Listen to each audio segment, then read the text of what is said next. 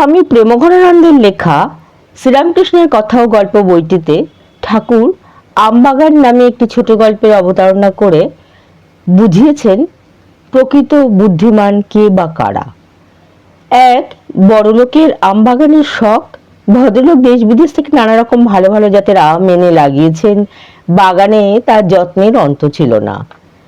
একবার দুই বন্ধু ঠিক করলো সেই আম বাগানে আম দেখতে যাবে এবং খাবে। মালি বললেন দারোয়ানকে জিজ্ঞেস করতে। দারোয়ান বাবুর হুকুম অনুযায়ী বলতে লাগলো, খুশি হয়ে যে যত খুশি আম পেড়ে খেতে পারেন, কিন্তু সন্ধ্যের পরে বেরিয়ে আসতে হবে এবং বাড়িতে আম নিয়ে যাওয়া যাবে না। দুজন বন্ধুদের দুরকম স্বভাব। একজন খুব নিজেকে বুদ্ধিমান মনে করত, হিসেবি মনে করত, আর অন্যজন একটু সহজ সরল প্রকৃতির ছিল।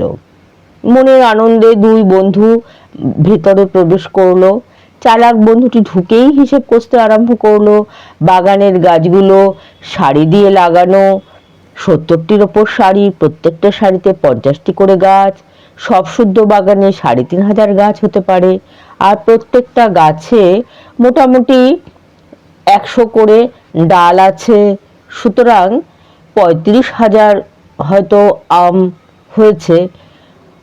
আর পকেট থেকে নোট বই বের করে, পেন বের করে বারবার সে হিসেব করলো। হিসেবে ভুল হলো, আবার নতুন করে হিসেব করলো।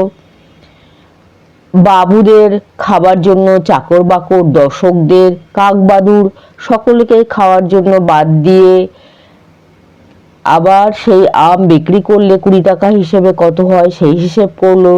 তারপর হিসেব করলো জমির খাজনা, নতুন কলমের দাম, কোদাল খুন্তি, চারিদিকের বেড়া, দারোয়ান, মালি চাকরদের মাইনে বাদ দিয়ে কত লাভ। এইভাবে সারা দিন ধরে হিসেব করতে করতে তার সন্ধে হয়ে গেল। এমন সময় দারোয়ান এসে বলল, আপনাদের বাইরে যেতে হবে, ফটক বন্ধ করার সময় হয়ে গেছে। দুই বন্ধু বাইরে চলে গেল। বুদ্ধিমান বলে যার অহংকার, সে শুধু হিসেবই করলো সারাদিন ধরে, আর অন্য বন্ধুটি পেট ভরে আম খেয়ে নিল, আর সেই যথার্থ লাভ করলো। সেই প্রকৃত বুদ্ধিমান।